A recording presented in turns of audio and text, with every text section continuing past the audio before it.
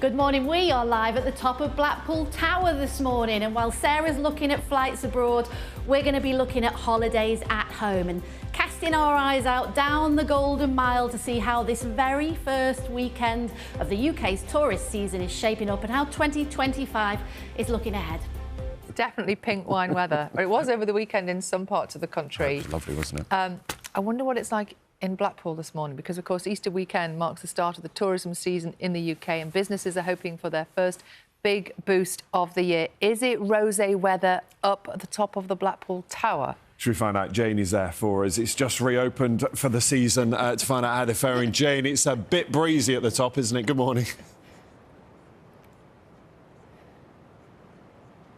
Good morning, Ben. Good morning, Sally. Good morning, everybody. Yeah, what I've lost in my 4 a.m. blow dry, we've gained in a lovely view. Look at this, the Golden Mile in Blackpool, and we are 400 foot up Blackpool Tower. When this place opened back in 1894, 70,000 people rushed to be here on day one. It was the world's first working class tourist attraction.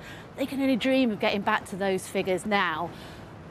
Tell you what though, nothing stops Blackpool from trying to entertain people. Not the First World War, not the Second World War. OK, the global pandemic had a hit and attractions all over the country have been trying to get back after that, really a catastrophe for the tourism sector. But let me introduce now Jen McDonough. Good morning, Jen. I'm going to be kind to the sisterhood. Let's position you so you're not got wind in your. That's better, isn't it? Thank you very much. That is lovely.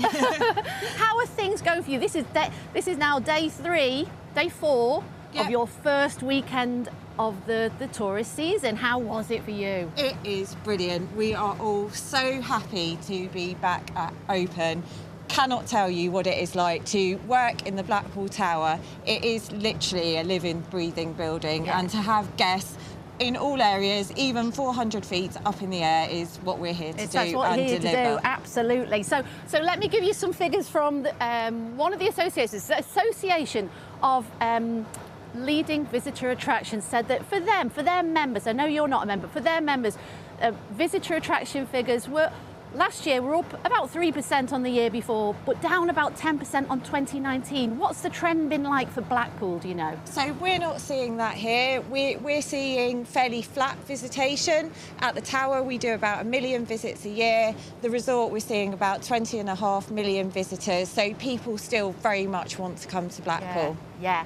And there's a word I want to introduce us to this morning, which is nostalgia. Nostalgification. Say it together. Nostalgification.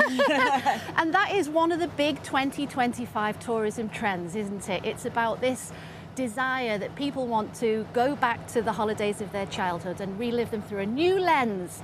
Are you seeing this? Absolutely. So on the first day alone, and I spent a lot of the time at the top of the tower, we saw a grandmother bringing her grandchildren for the first time, explaining what the tower was like when she was brought here as a child.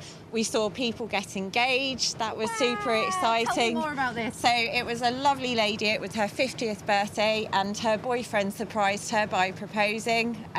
So complete shock and everyone was elated. We didn't even know it was happening. Yeah. So there's just so much going on, but I can't explain, you know, we're in the business of making memories. We want people to enjoy. And when you hear all of the stories, when you hear people coming that used to come to the circus with their grandparents and they're now bringing their children and they're still seeing the same bit of the building. They've got pictures from when they stood here and now they're taking the same pictures and there's 20 of them in a family. Yeah. I mean, it is the world's first working class seaside resort, and you are proud of that, aren't you? You still have these kind of seasons through the year.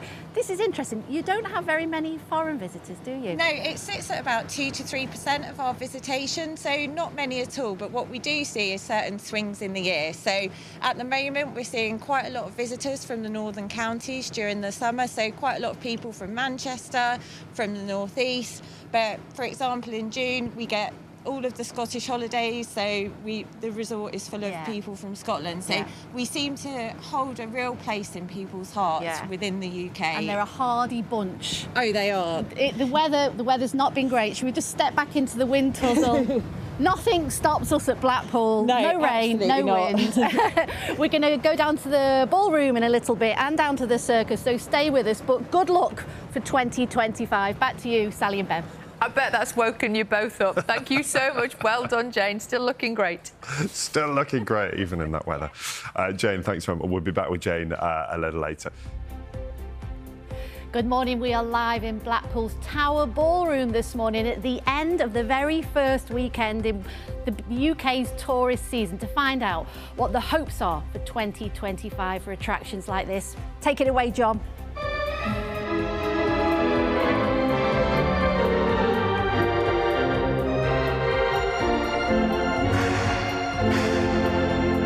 How nice is that? More from us later. We have sent Jane to Blackpool to meet some of the people hoping for the first big boost of the year, and I'm hoping she's going to give us a little bit of a musical interlude. Morning, Jane. Hi, Jane. Morning. Good morning. Good morning to you. Good morning, everybody at home. Good morning, John Bowdler. Morning, everybody. Resident organist here. John, give us a little bit of sad music. Oh, yeah, perfect, because it's been quite tricky, hasn't it, for the tourist sector here in the UK? We had COVID crisis leading into the cost of living crisis, all a bit hairy. However, Blackpool this morning has told us they're booking the trend. This weekend's been pretty good. Give us something a bit happier. Oh, that's a bit better. How nice is that? They reckon they are booking the trend, and here's maybe one reason why they are hoping for a good year ahead. There is this word right now. Have you heard of this word? It is nostalgification. It is a key tourism trend for 2025. People capitalising on their holidays of the past. Have a look at this photograph. Who's this, John? I think that's me. That's you. How old were you? About 8 years old there. And you were where? Here. Right here, in this very spot, on holiday with My mum and dad. And you are now living the dream, aren't you? Correct. That's amazing. What's the magic of Blackpool, John? This ballroom. Pretty fab. John told me earlier, people actually come here on holiday and then sell up their house to come and live here in later years. That's how magic Blackpool is. That's how much people love it. John, we're going to hand to the news, the travel and the weather now. Wherever people are waking up home, give us something really jolly. We're going to leave you with this.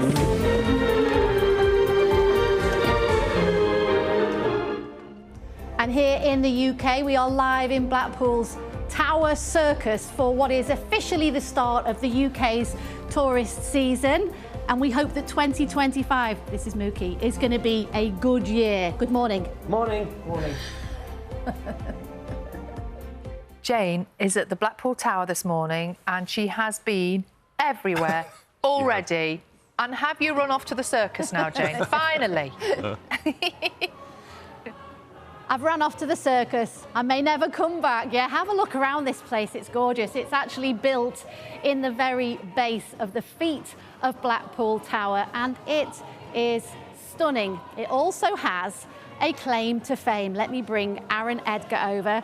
And Hello, the claim good to fame is what? We are the oldest permanent running circus in the entire world. In the world. Since 1894, it's been running all the way through 2 world wars, and yeah, here we are It's today. amazing. Incredible. If you were watching at 6 a.m, you'll have heard me make a gaffe because I said the only thing that could stop you was the pandemic. But actually, the circus came back in the nick of time, didn't it? It did. We ran through COVID. We put a huge effort into making sure that we could bring live entertainment back, and we managed to run for a couple of months Just with for a all couple the of months. restrictions. Yeah. And you've got a show today. We have. We've got 2 shows today, and I think Mookie and Mr. Boo are already here. Hooray! Good morning, Mookie. Good morning, Mr. Boo. How you doing? Morning. Good How are you? morning. Sorry. Sorry. And you are? It's Jane. Jane. And this Me is Tarzan. Him Cheetah. BBC Breakfast. Hi. Hey guys, you all right? Morning. We were trying to figure out before. You've actually been here, you guys, through 4 recessions. Mum. So you know what a cost of living crisis looks like. How do you feel it? Well, we don't feel it. We've been here since 1992, which is BC, before circus. But yes, we have people coming all the time. We have most of our people come about 50% of our people actually come every single year. Every single year. Yes. That's amazing, isn't it? Yes. So we were talking about this tourism trend that attractions like this are hoping to capitalise on this year, which is all about nostalgia. Nostalgia. Well, I'm getting on a bit now, so maybe Well, that you counts. fit into this category. Shall we bring on Yes, well, we have acrobats and artists from all over the world, but we can talk about it. Shall we just show you something? I think so. Okay, Please can we get the drum? Can you go get him, please? Thank you very much. He'll go get him. Oh, here they come. These are, they come all the way from Kenya. We have people from Italy, Spain, Brazil, all over the world. What's he doing? Okay, fair enough, anyway. And I mean, it costs a lot of money, doesn't it? You have 36 acts. 36 artists from all over the world, and we have to bring them all here, and visas and documents and all that. But as you say, you have to spend money to make money, and also it's more about entertaining the people.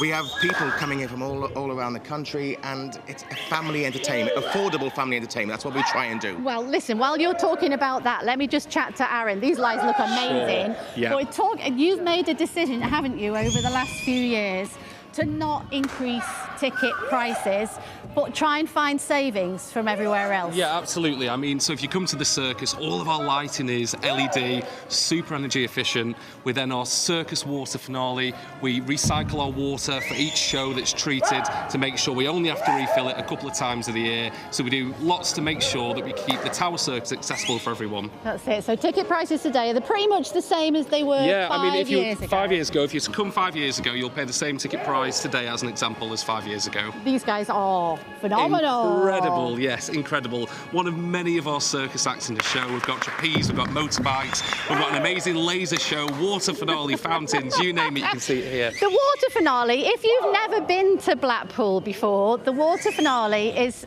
basically the floor disappears. And it fills up, I think it's 50,000 gallons of water. It fills up in under 12 seconds. It's actually the original system that was built in Victorian times. The same pump, same system, same everything, it still works. That is quite incredible, isn't It's it? spectacular. Tell me about your winters, because you spend the whole of the winter going around the world looking for acts. All over the world, we go to different circuses around the world, theatres. We go to circus festivals, which is kind of like award ceremonies for circus all over the world. We go to China, we go to Germany, France, Italy, just to find acts to put on for the show. You're living the dream, aren't you? Absolutely, absolutely. Listen, there's somebody I want to talk about whose name is Tom. Oh, Tom. He comes every single show. He sat right there single behind you. day. Not just every single day, every single show. He sits on that chair. We got to reserve for him specially. Yeah, and we were thinking of making a plaque, wasn't we? We are going to make it. Well, it's being made now. It's been engraved. Yes. Yeah. That is quite remarkable, isn't it? Can I say hi to him? You've got to say hi to him. Hi, Tom. We'll see you at what 1 time? o'clock. 1 o'clock today. We'll see you soon. Bless. Well, listen. Tell us a bit more about this. I think you need to demonstrate what happens to the floor here. Yes, Tell I us think what so. happens. Yeah.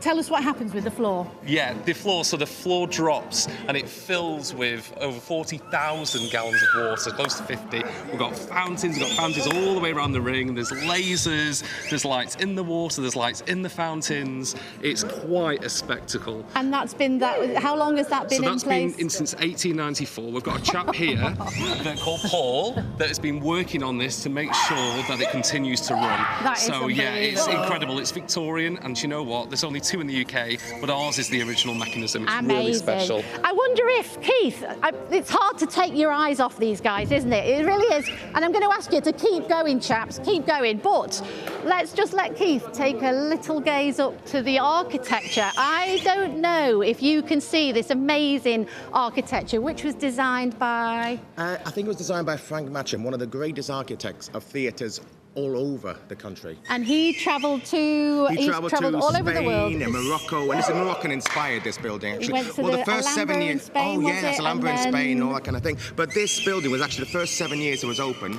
back in 1894, was actually just a metal structure. And then during the winter, they did all this in one winter season.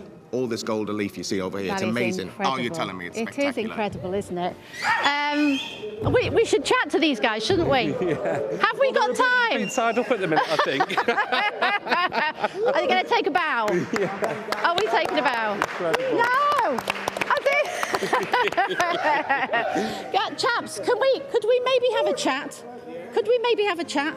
Who wants to chat? Who is the chattiest member of the crew? I am. You are. What's your name? My name is Halim Kadenge. Tell me about how you came to be in Blackpool. This is a group. It's called Gila's Group, the Juma crew. We're from Kenya, and then we love doing the acrobats and everything, you know. Well, so we've loved spending time with you this morning. Thank you so much. Thank you. It's almost time to hand back now. All I can say is you're hoping for a fantastic 2025. We are geared up for an incredible season. Excuse me, can you we'd just like to take over a second. Give me that.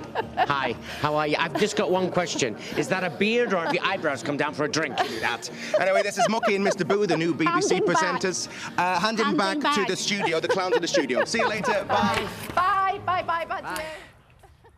Thank you very much indeed, Jane. Do stay with us. The headlines are coming right up.